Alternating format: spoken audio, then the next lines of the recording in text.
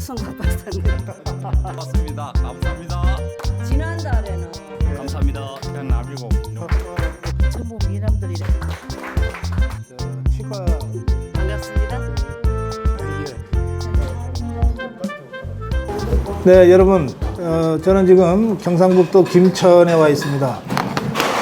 김천의 유명한 사찰이 직지사죠. 예, 직지심경으로 유명한 그 직지사 바로 밑에 이 음식점들이 몇 점 있는데, 그 중에 우리 아미고 회원님들과 함께 자리했습니다.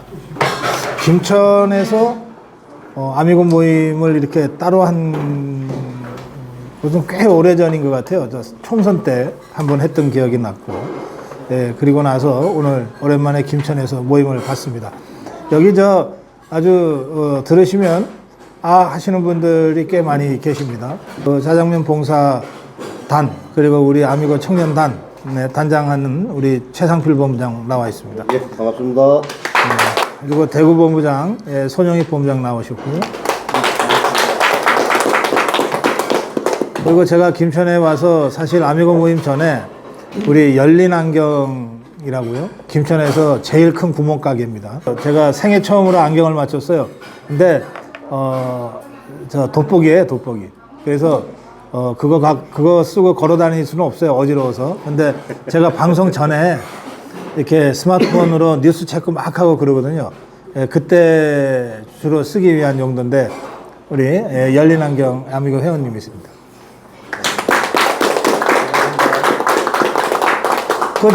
그 마이크 좀 드리세요. 아니, 돈을 안 받고 그냥 마구 주시던데, 어떻게 문을 안 닫고 계속 버티십니까?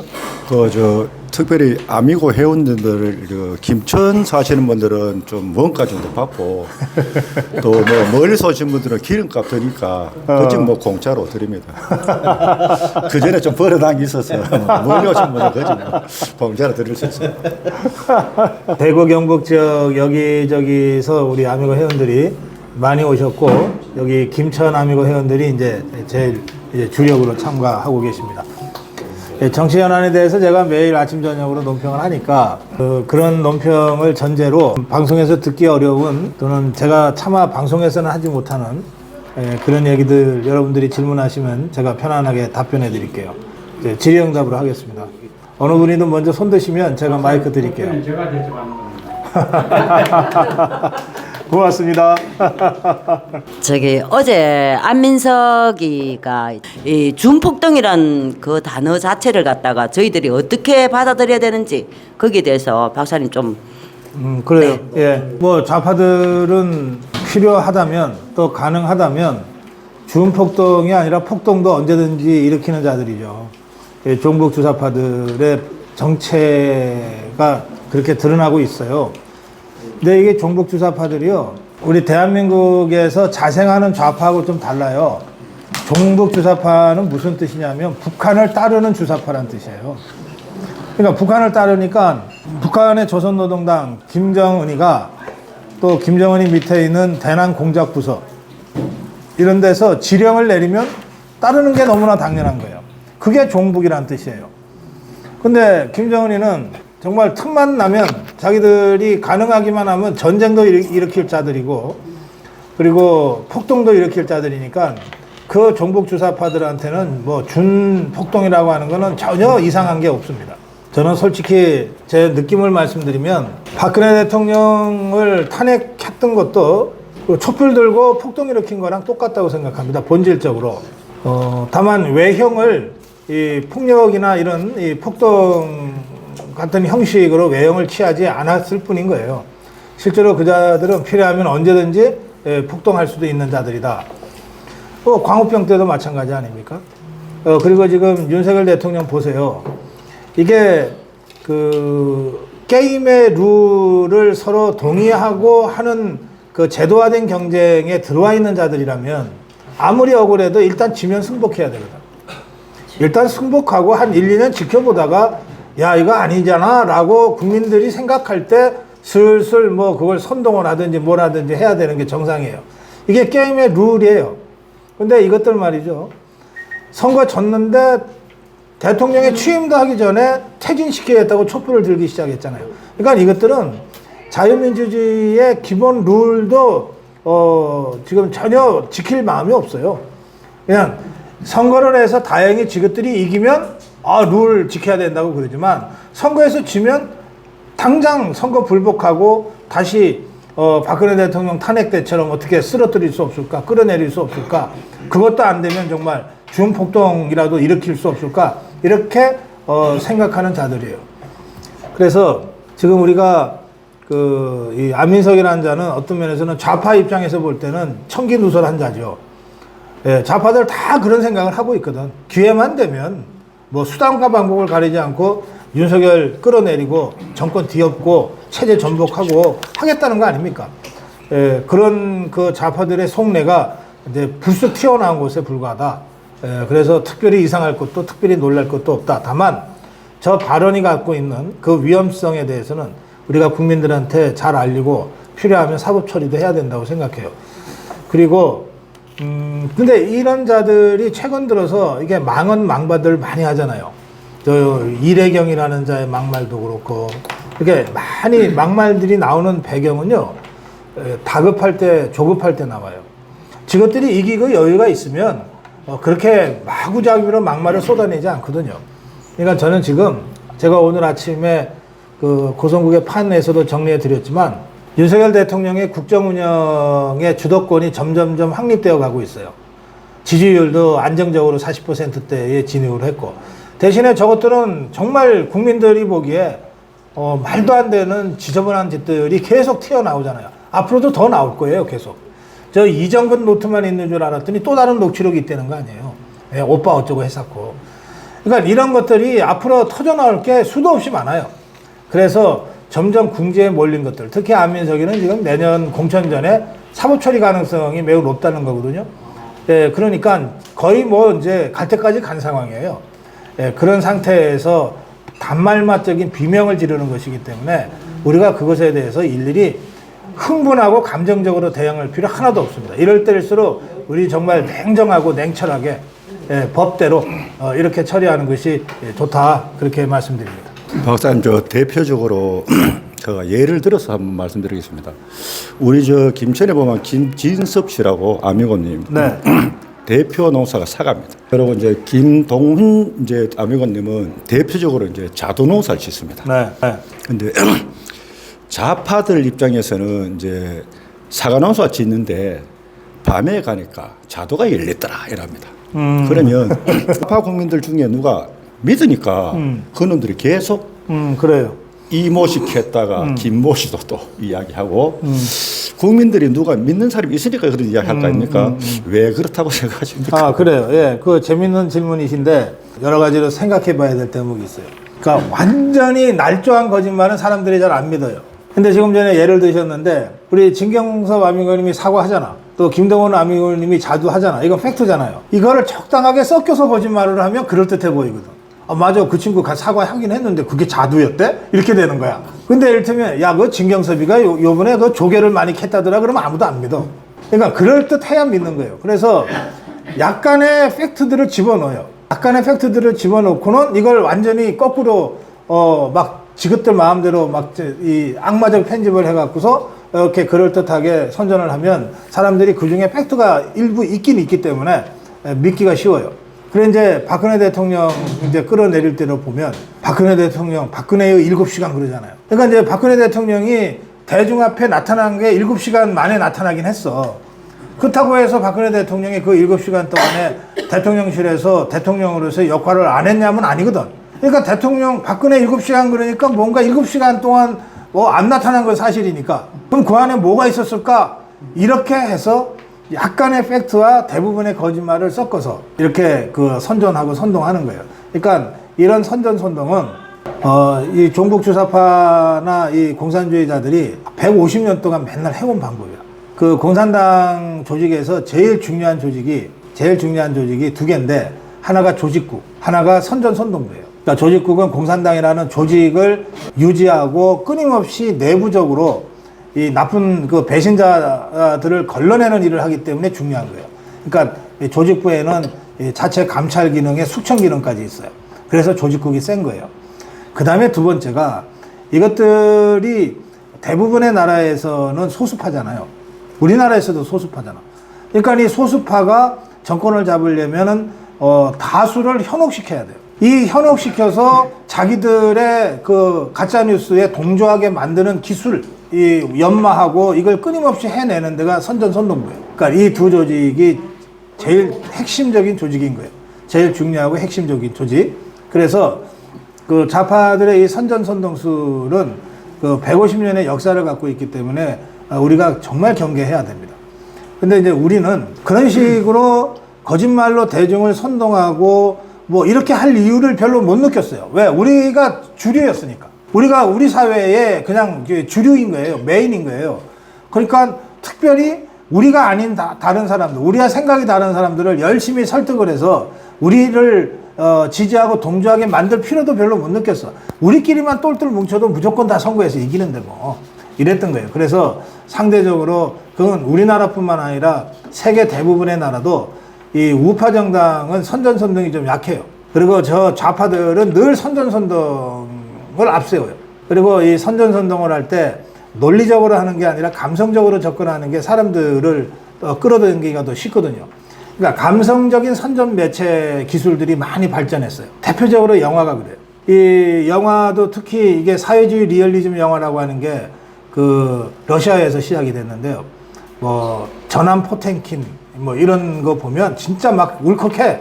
좌우를 떠나서 막 영웅적인 이런 걸 막 그려놨거든. 그러니까 이런 식으로 만들어내는 거예요. 지금 중국이 제일 힘을 쏟는 게 그 영화예요. 그래서 이 6.25 전쟁도 지것들 입장에서는 한미 원조 전쟁 아니에요. 미국에 저항하고 북한을 도와주기 위해서 자기들이 정의의 전쟁에 참가했다. 이래갖고 영화를 만드는 거야. 그래갖고서 무슨 우리가 잘 아는 이런 인류 영화 배우들을 주연으로 해가지고서 막 감동적인 스토리를 중국 사람들한테 계속해서 전달하는 거거든.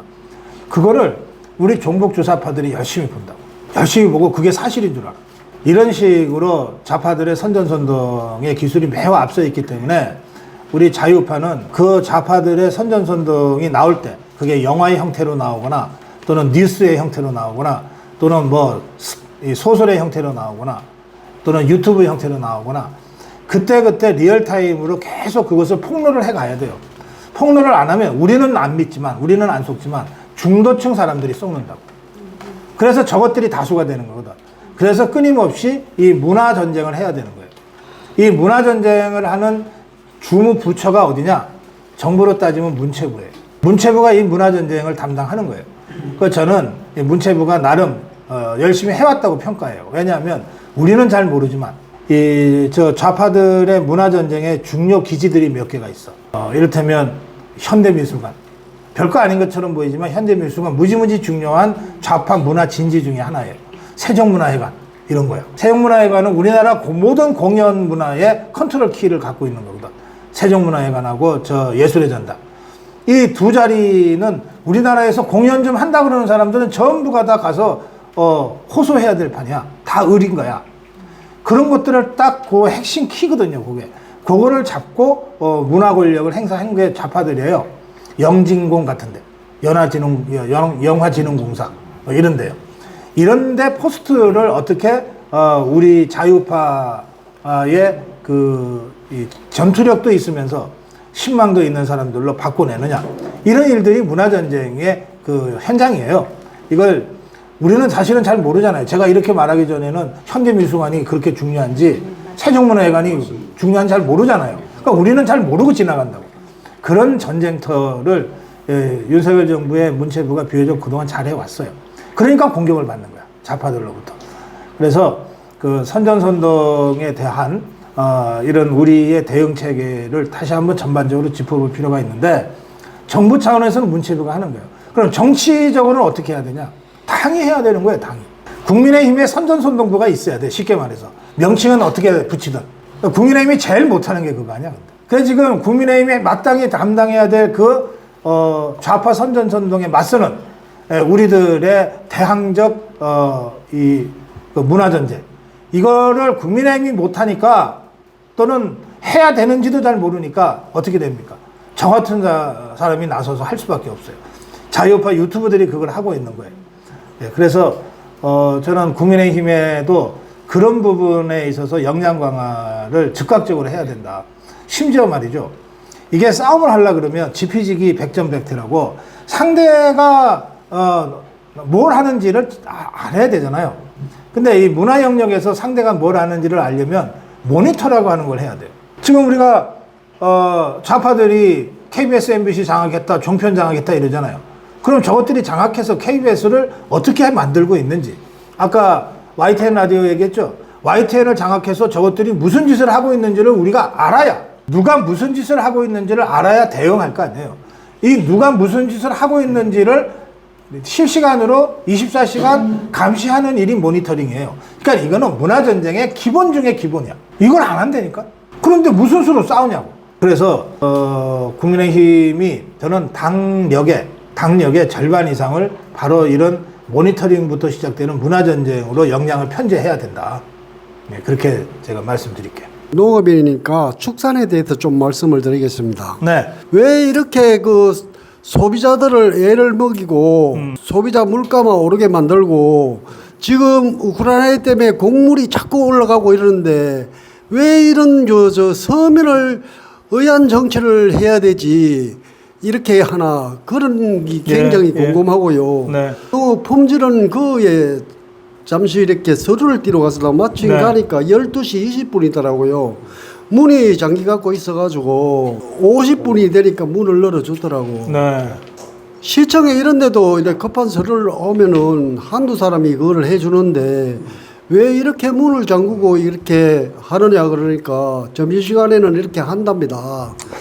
왜 도대체 이렇게 그 국민들을 농사철에 바쁘고 이러면은 그 서류 한다고 한 시간이나 기다도록 국민들을 골탕 먹이는 이 정치를 왜 하는지 나는 그게 좀 안타깝습니다.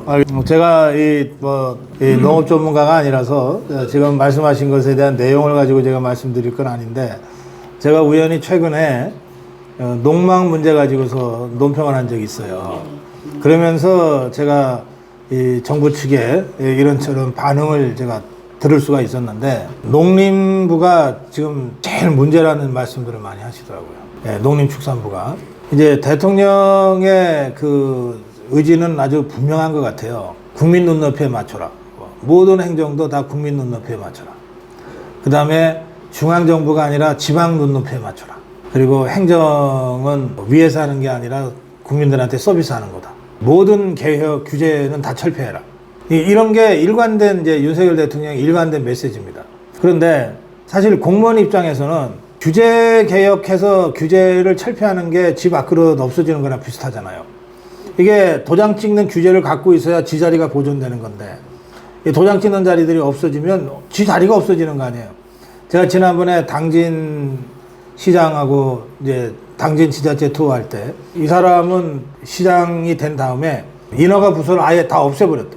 인허가라고 하는 게 자기 공무원들 자리 보존하게 해주고 뒷돈 받게 해주는 그런 만악의 근원이라고 당진시장은 생각한 거예요. 그래서 인허가 부서 자체를 없애버렸다는 거예요. 그래서 예컨대 공장 하나 지으려고 하면 통상적으로는 인허가 부서에 가서 이제 도장을 몇 개를 받아야 되는데 아예 그것도 없이 공장 지으러 왔습니다. 그러면 투자 파트에서 받아가지고서 원스톱으로 쫙 해줘 버린다는 거예요. 이런 식으로 행정개혁들이 현장에서 이루어지고 있어요. 그런데 중앙부서에서는 그걸 못하는 거예요. 그리고 눈높이를 국민 눈높이, 농림부 같으면은 농림수산부 같으면은 농민의 눈높이, 축산인의 눈높이, 그리고 어민의 눈높이에서 이 서비스를 완전히 재조정하고 재구성해야 되는데 제일 그렇게 못하는 부서가 농림축산부다. 이 얘기를 우리 정부에서 일하는 사람들이 여러 사람이 저한테 그런 얘기를 했어요. 그래서 생기는 일입니다. 그리고 사실 은행도 점심시간에 서비스하는 직원 한두 명씩은 두잖아요. 교대로 합니다. 아니, 그러니까 이게 공무원 조직들이 다 그렇다니까요. 공무원 조직들이. 그게 저는 이 공무원 노조가 들어서서 이른바 직업들 이 권리 챙기는 차원에서 그것들을 기계적으로 하다 보니까 사실 욕은 누가 먹냐면 그런 경우에 욕은 대통령이 먹어요. 아니 뭐 농민이 가서 그 바쁜 농사철에 잠깐 틈내서 갔는데 점심시간 걸렸다고 1시간 밖에 세워놓으면 당장 그 면장 욕하고 군수 욕하다가 결국은 윤석열 욕하게 되는 거지. 근데 이게 저는 이 종북 주사파들의 일종의 노림수가 있다고 보는 거죠. 이 예전 말에 옛날부터 정치판에 선거 앞두고는 교통 단속도 좀 살살한다 그랬어요. 아니 지가 교통 위반해서 범칙금 떼도 기분 나쁘니까 대통령 욕하는 거거든. 그렇단 말이에요. 그러니까 역으로 얘기하면 이 좌파들이 선거 앞두고 오히려 그런 그 행정 권위적인 고압적인 행정을 지것들을 더 해버리는 거야. 그래서 뭐 윤석열이가 맨날 무슨 행정개혁한다 뭐 한다 그래도 바뀐 거 하나도 없네 라고 국민들이 느끼게끔 만들어요. 저는 야 설마 저것들이 그렇게까지 교활하게 할 수 있을까? 그보다 훨씬 교활하게 합니다. 예, 그리고 그거는 그렇게 깊이 생각하지 않아도 바로 나오는 얘기들이에요. 그래서 거기에 이 농림부 같은 경우에는 장관 이하 그 책임자들의 대통령의 그 눈높이에도 미치지 못하는 그런 낡은 그 행정 관행이 자리 잡고 있다고 생각하지만 동시에 공무원 노조도 다 민노총 소속이잖아요. 이 종북 주사파들이 이른바 준법 투쟁이라고 하는 거를 통해서 결과적으로 대통령과 집권 세력한테 민원인들이 욕하게 만드는 식의 그런 아주 교활한 의도도 그 아래에 깔려 있을 가능성이 높다. 그런 두 가지 점을 우리가 같이 봐야 된다.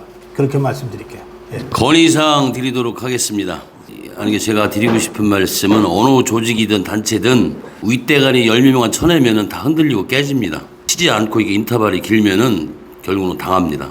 건의사항 하나는 앞으로 우리가 고 박사님 가는 동행의 자리나 어디 모이는 자리에서 아미고송이 얼마나 힘이 나고 좋아요.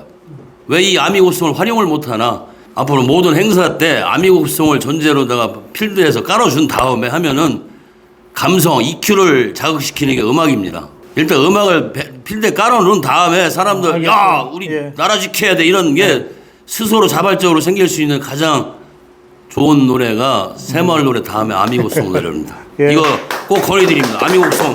전정식 본부장이 EQ 얘기하니까 조금 안 어울려요. 좀 그렇긴 하지만 말씀은 맞는 말씀이에요. 저희 고성구 TV 스태프들이 우리 전정식 본부장의 이 건의는 적극적으로 수용하고 방송에 반영하도록 하겠습니다. 그 다음에 사법 처리가 너무 늦다. 결국은 우리가 당할 거다. 이렇게 되면 이제 그 말씀 다들 걱정 많이 하세요. 사실 이 얘기는 두 가지 측면을 같이 봐야 될 것 같아요. 하나는 총대 매는 사람이 없다는 뜻이죠. 그러니까 상대의 피눈물 나게 하면 나도 몇 대 얻어막을 각오를 해야 되잖아요. 아니 아무리 알리 같은 무하마드 알리 같은 아웃복서의 천재도 지가 한 대도 안 맞고 게임을 이길 수는 없거든. 몇 대 맞고 맞을 거 각오하고 가는 거거든. 근데 지금 윤석열 정부는 한 대 맞고 내가 한 대 맞을 각오로 뭐 박살을 내겠다 뭐 이런 결기가 안 보여요. 누군가가 그거를 나서야 돼요. 그리고 정부 직제로 보면 한동훈 장관이나 이원석 총장이 그걸 짊어져야 되는 거예요. 정부 직제상 그래요. 그런데 적어도 지금까지는 이 한동훈 장관이나 이원석 총장이 자기는 한 대도 안 맞고 어떻게 상대를 KO시키려고 하는 것 같아요. 그러다 보니까 이 뜸을 많이 들일 수밖에 없어. 상대의 허점이 나올 때까지 계속해서 빙빙 돌아야 돼. 그러면서 이제 이 아까운 시간 다 보내고 있는 거다. 그걸 바라보는 우리들은 야, 저 강펀치라 그러는데 한 방 날리면 끝날 것 같은데 왜 한 대를 안 때리냐? 자꾸 이렇게 답답해 하는 거죠. 예, 그래서 저는 이 점 이제 1년 정도 됐으니까 이제는 한동훈 장관이나 이원석 총장한테 그 얘기 해야 된다고 생각해요. 어떻게 한 대도 안 맞고 KO 시킬 생각하냐? 몇 대 맞을 수밖에 없다. 각오하고 싸우자. 이 말씀 드려야 되겠고. 그다음에 또 하나는 그럼에도 불구하고 이게 그 법과 원칙을 지켜가면서 해야 되는 거는 원칙적으로 맞잖아요. 윤석열 대통령의 원칙이잖아요. 경찰이나 검찰은 그런 면에서 이제 1년 정도 돼서 지도부들도 대개 다 바뀌었기 때문에 이제 법대로 뭘 하려 그러는데 이게 이제 수사기관에서 제일 힘 빠지는 게 뭐냐면 자기들 나름대로 열심히 막 수사를 했어. 열흘 동안 막 해갖고 했어. 영장 청구를 딱 들어갔는데 기각될 때 진짜 힘 빠져요. 그리고 이걸 다시 또 원점에서 시작해야 된다 그러니까 막 정신이 없는 거야. 더구나 이게 영장 신청을 했는데 기각되면 대부분의 경우에는 그 검사가 인사고과에도 이게 안 좋아져요. 야, 뭐 쟤놈 되게 영장 하나도 그 관철을 못 시켜. 수사를 얼마나 대충 했길래 그래. 이렇게 돼버리는 거 아니에요. 그러니까 이건 제가 무슨 얘기 하냐면 사법부가 지금 그동안 이 경찰, 검찰의 이 수사를 중요한 순간순간마다 제동을 걸어버린 거예요. 그러니까 이게 김명수라는 자가 진짜 이게 교활하고 간악하고 사악한 자죠. 그 길목을 정확하게 파악해서 쥐똘마니들을 탁 심어놔가지고 예? 사건 내용과 관계없이 얘는 기각이야 뭐 이렇게 되는 거 아니에요. 여러분 조국이 휴대폰 아직도 압수수색 못한 거 아세요? 이런 거라니까. 그래서 예? 그럼 이제 김명수 이자가 이제 9월이면 임기가 끝나잖아요. 이제 그리고 후원 대법원장 인선에 이미 들어가 있는 상태고 내용적으로. 그래서 이게 바뀌면 그날로 바로 바뀌는 건 아니고 대법원장이 새로 들어가서 그 대법원장 밑에 이제 법원행정처장 장관급 법원행정처장을 비롯해서 여러 이 부장 판사들 수준까지 다 이제 교체를 하려 그러면 최소한 6개월에서 1년 걸려요. 그렇게 된 다음에는 뭐가 돼도 제대로 될 거다. 그렇게 생각해요. 근데 이제 그렇게 하는 게 이제 내년 총선하고 맞물려 있어요. 사법부는 그렇게 했는데 총선에서 져가지고 입법부는 여전히 저 좌파들이 독주하고 있다 그러면 또 주춤주춤할 수밖에 없어요. 고생해서 영장 발부 받았어. 그래갖고 국회에 보내서 체포동의안 했는데 거기서 또 부결. 그러면 또 한참 또 다시 원점으로 몇 걸음 또 후퇴해서 시작해야 되잖아요. 마치 뭐 시지프스의 신화 같은 이런 상황이에요. 그래서 9월에 김명수 바꾸고 그래서 사법부의 주요 포스트를 좀 바꾸고 그리고 내년 총선에서 이겨서 대통령 행정부와 입법부와 사법부 세 개가 어느 정도는 자유파의 주도권이 확보되는 시점에 가면 굉장히 속도감 있게 이 문제들을 처리할 수 있어요. 그러니까 지금 우리 자유파 국민들이 답답하게 느끼는 거는 정말로 그거는 다 이해가 되는 일이에요. 근데 이거를 순리대로 풀자면 그런 식으로 내년 총선까지 조금 더 참고 인내하고 갈 수밖에 없다. 네, 그렇게 생각합니다. 공산당 선언이란 책이 너무 베스트가 됐고 그 잡혔던 콘텐츠 자체가 어떻게 보면 과거 그리고 다음에 어떤 총선 그 가까운 미래 그 다음에 어떤 우리가 대선을 어떻게 할 것인가라는 어떤 어떻게 보면은 철학이 다 담긴 그런 책이라고 보고 다음 어떤 책을 박사님 준비를 하고 계시는지 있다면은 또 어떤 주제와 콘텐츠로 가실 건지 미리 조금만 말씀 좀 해주실 수 있은가 싶었어요. 그래요. 그 최근에 이제 현대사에 대한 요구들이 계속 있어요. 그러니까 우리가 너무 잘 알 것 같은데 실제로는 막상 얘기를 해보면 우리가 너무 모르고 있는 것들이 너무 많아요. 우리가 늘 이승만 건국 대통령, 박정희 근대화 대통령 이게 대한민국의 지금을 있게 한 위대한 지도자다라고 하지만 이승만 대통령에 대해서 얘기해봐라 그러면 한 3분 이상 얘기하기 어려워요, 다들. 박정희 대통령에 대해서 3분 이상 얘기할 사람이 별로 없어요. 또 좌파들은 근데 끊임없이 이승만 폄훼, 박정희 매도 이거를 수십 년간을 해왔기 때문에 이것들한테 마이크 주면 20분, 30분 떠들어. 이승만이 얼마나 나쁜 사람인지 막 박정희가 얼마나 나쁜 사람인지 막 이걸 20, 30분 떠든다니까? 근데 우리는 아닌 것 같은데 막 용언 쓰는데 논리적으로 반박하기가 어려운 거예요. 그래서 현대사를 정확하게 우리가 이해할 필요가 있다. 그것도 그냥 팩트만 아니라 분명한 자유민주주의 시장경제라는 대한민국 헌법적 그 질서 원리에 입각해서 이승만 대통령, 박정희 대통령과 우리 이후에 지금까지에 이르는 대한민국의 역사를 분명하게 좀 이해하고 그걸 신념할 필요가 있다. 이런 문제의식들을 갖게 된 것 같습니다. 많은 분들이 저한테 그런 주문도 하시고 또 제가 여러 차례 특강을 통해서 그런 말씀을 단편적으로 하고 있는데 그걸 좀 정리해서 책으로 내달라는 요구들이 있어요.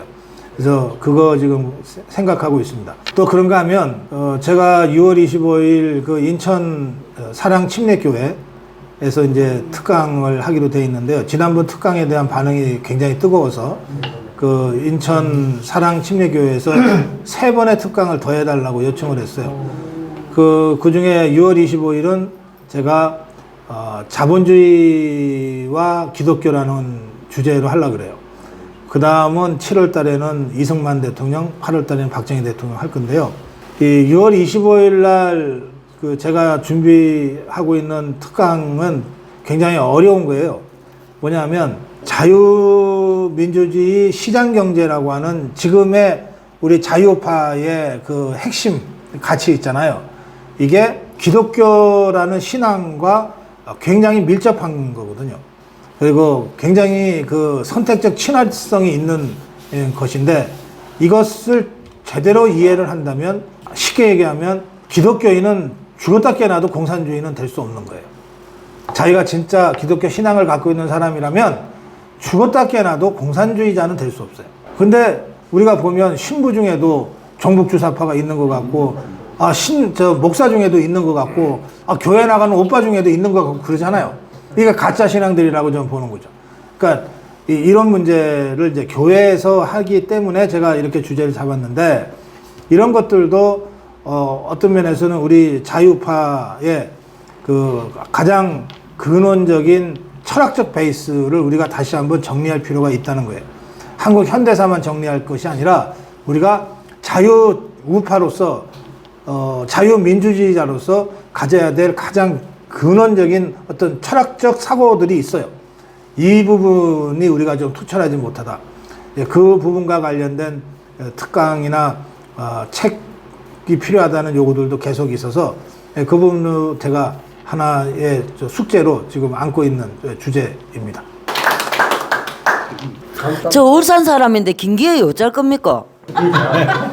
아니 저 최대원아님이 지난번 전대회 앞두고 그래도 김기현 해야 되지 않냐고 그러셨잖아요. 아니 그래도 해야 된다고는 안 하고 그거 어쩌겠습니까? 그 말이지. 이제 됐는지 한 달도 안 됐는데 어쩌겠노 이랬지.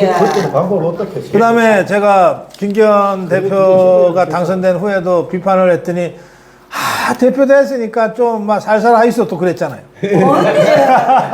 눈만큼 뻑뻑하게 사고 진짜 좀 모르겠습니다 진짜. 그래도 의원님도 봐도록 제가 지난번에 잠깐 농담처럼 말씀드렸는데요. 선출된 대표이기 때문에 함부로 바꿀 수가 없어요.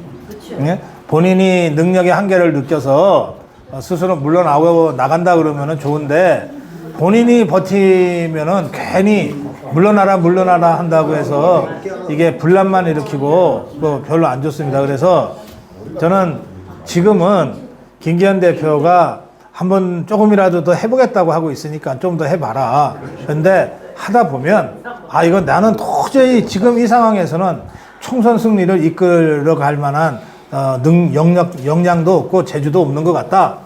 이렇게 느껴서 스스로 그만뒀으면 딱 좋겠고 그게 안 되면 선관위를 좀 일찍 출범시켜서 나는 일상 당무만 챙길 테니까 선거에 대한 모든 기획과 지휘는 선관위에서 해주세요. 이렇게 해주면 좋겠어요. 그래서 그냥 투명인간처럼 생각하고 지나자 당분간은. 제가 요즘 김기현 이름도 잘 기억이 안 나네.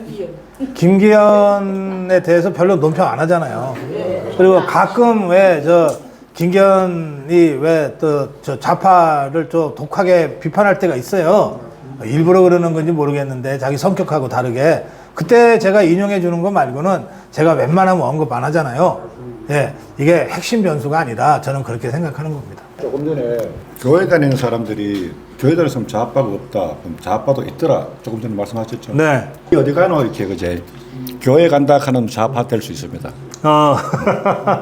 내가 예수 믿습니다. 그럼 절대 좌파 안 됩니다. 그렇죠.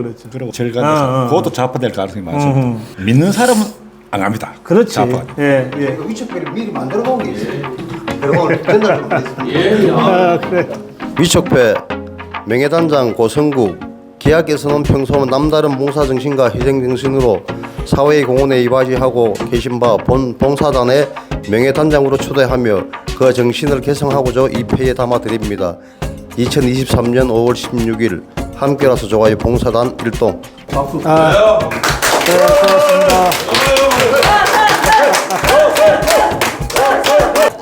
고맙습니다. 네. 네, 고맙습니다. 예.